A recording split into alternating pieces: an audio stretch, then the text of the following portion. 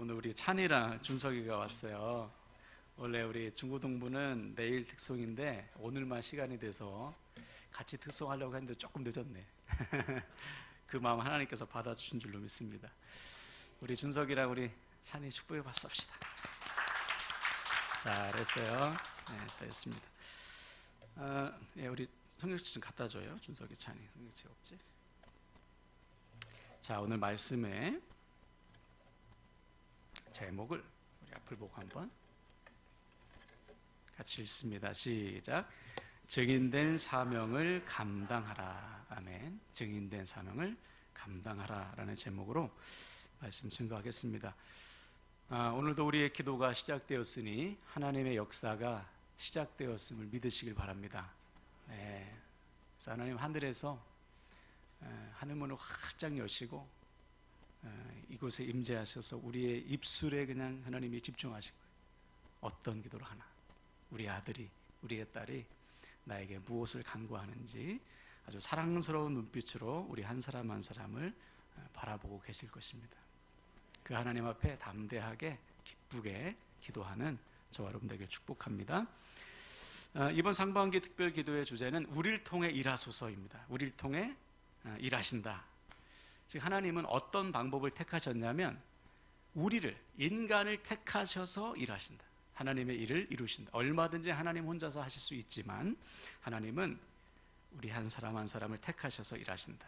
그래서 빌립보서 2장 13절 우리 안에서 행하시는 이는 하나님이시고 하나님의 기쁘신 뜻을 위해 우리에게 소원을 두고 행하게 하신다.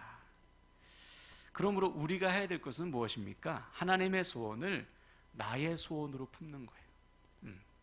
하나님의 소원을 나의 소원으로 품는 것.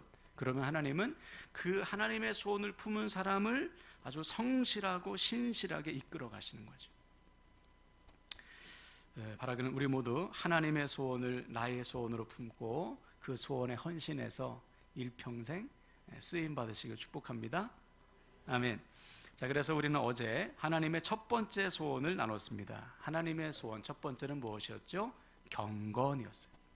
하나님 우리가 경건을 훈련하라, 경건을 연단하라 명령했습니다. 그럼 여기서 경건이란 무엇이었죠? 우리 마음의 중심을 하나님께로 향하고 하나님의 뜻에 순종하는 삶.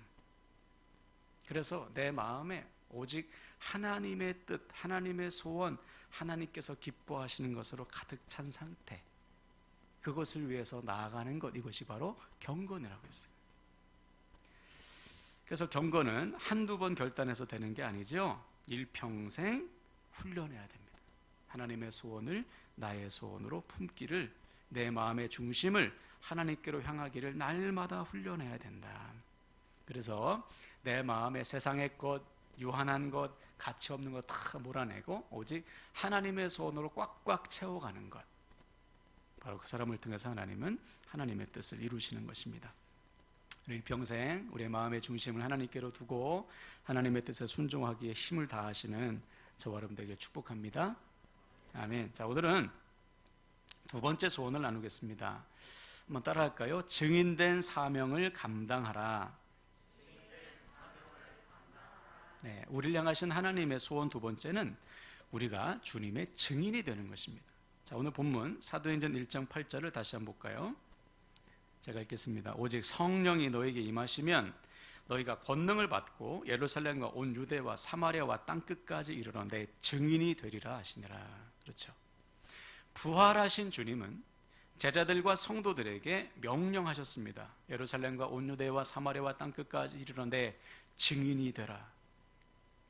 증인이 되라. 여기서 말하는 증인은 법적인 용어인데 자기가 보고 들은 것을 증언하는 사람입니다. 즉 주님은 제자들이 직접 보고 듣고 경험한 예수 그리스도의 죽으심과 즉 십자가와 부활을 증거하라고 명령하시는 거예요. 너희들이 들은 하나님 나라의 복음, 너희들이 본 십자가, 너희들이 본 부활을 증거해라. 이것은 주님의 죽으심과 부활을 목격한 모든 사람들에게 주어진 사명입니다.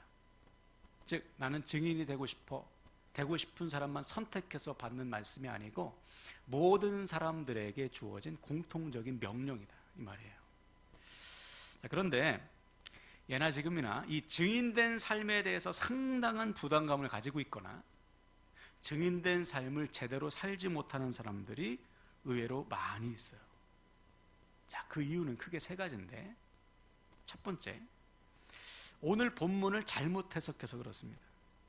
어떤 분은 그렇죠. 이 말씀은 땅끝까지 가서 복음을 전하는 사람들에게만 해당되는 말씀이지, 즉 선교사님들에게만 주신 말씀이지 나 같은 평신도는 해당이 안 돼, 이렇게 해석하는 분이 있어요. 이 땅끝에 초점을 딱 두고서.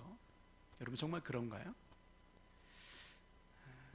주님은 분명히 말씀을 다시 보세요. 예루살렘과 온 유대와 사마리아와 땅끝까지 이르러.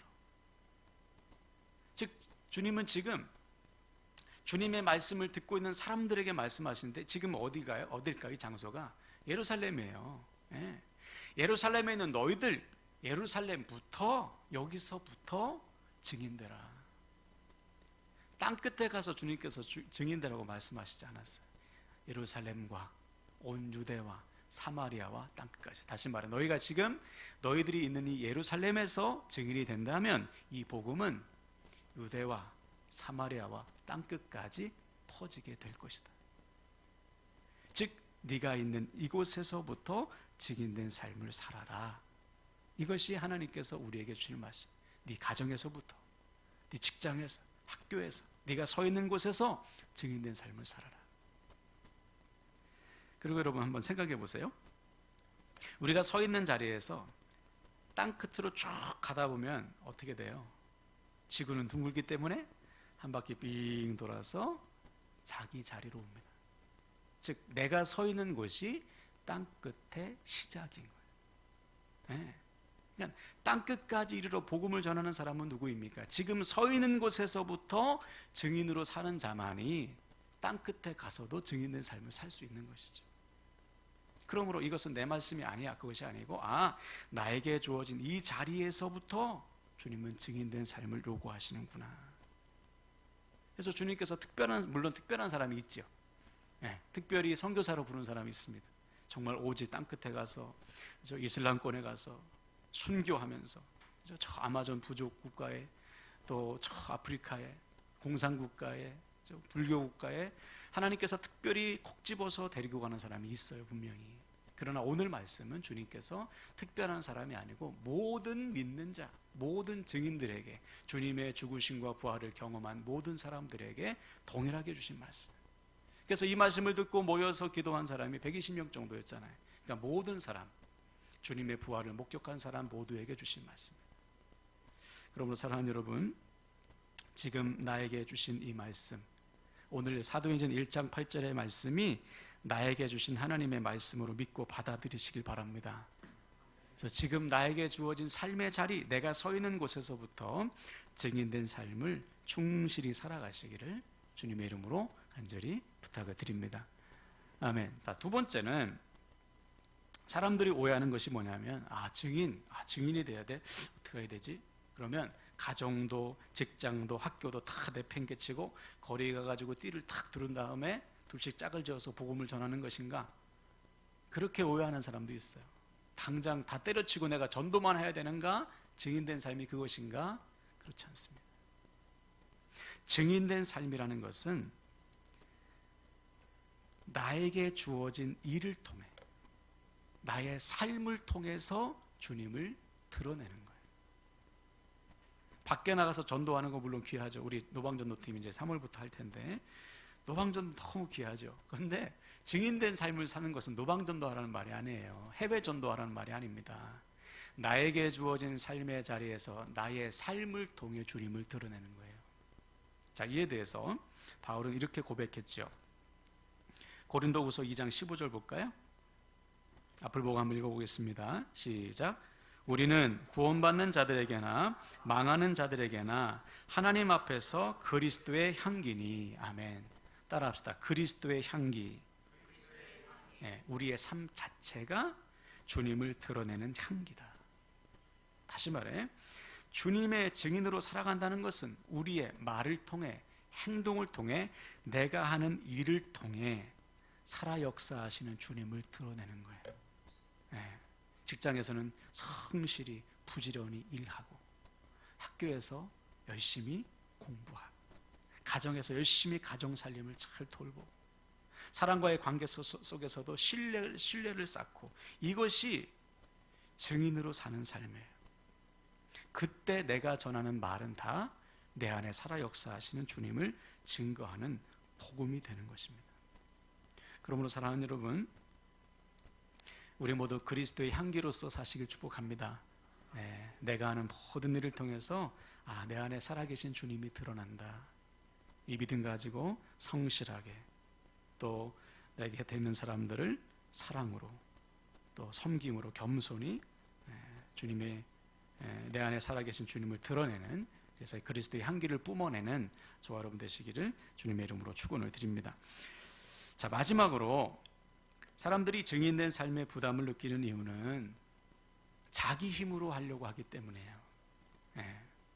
물론 우리가 증인된 삶을 살기 위해서는 우리의 의지가 중요합니다. 내가 주님의 증인이 돼야지, 주님의 증인으로 살고자 하는 강한 의지가 있는 사람만이 이 사명을 감당할 수 있죠. 그러나 우리의 의지보다 앞서는 것은 하나님의 의지예요. 하나님이 우리를 증인으로 부르셨기 때문에 하나님께서 우리를 주님의 증인으로 이끌어 가십니다. 그 증거가 뭐냐? 바로 우리 안에 임하신 성령 하나님입니다. 자, 오늘 본문을 다시 보시면 초반부를 다시 보세요. 오직 성령이 너희에게 임하시면, 이게 먼저인 거예요. 우리가 증인돼야지, 오늘부터 주님을 증거하고 싶어. 그런데 그냥 증인될 수 없습니다. 성령이 임해야 되는 거예요. 자, 그래서 주님은 제자들에게 이렇게 명령했어요. 1장 4절, 사도행전 1장 4절 한번 찾아볼까요? 앞에 있으니까 금방 찾으시죠? 같이 한번 읽어볼까요? 시작. 사도와 함께 모이사 그들에게 분부하여 이르시되 예루살렘을 떠나지 말고 내게서 들은 바 아버지께서 약속하신 것을 기다리라. 아멘. 예. 기다리는 것이 중요합니다. 기다려야 돼요. 성령이 내 안에 임하실 때까지, 즉 내가 증인으로 준비될 때까지 기다려야 됩니다. 그 다음에 나가서 복음을 증거하는 거예요. 만약에 제자들과 성도들이 성령을 기다리지 않고 자기의 힘과 자기의 열심과 자기의 감정을 가지고 밖으로 뛰쳐나가서 복음을 전했다면 사도행전에 나온 이 복음의 역사는 아마 없었을 겁니다. 오히려 복음 전하다가 상처받았을걸요. 우리 사람들이 아유 세술에 취했구나, 아유 저 무식한 어부들, 이런 멸시와 조롱 때문에 복음을 전하다가도 시험에 들거나 실족했을 수도 있어요. 그러나 성령 받은 제자들이 복음을 전했을 때, 물론 아유 저 사람 세술에 취했어, 저 사람 무식한 어부야, 조롱하는 사람도 있었지만 가슴을 치면서 내가 어찌할꼬,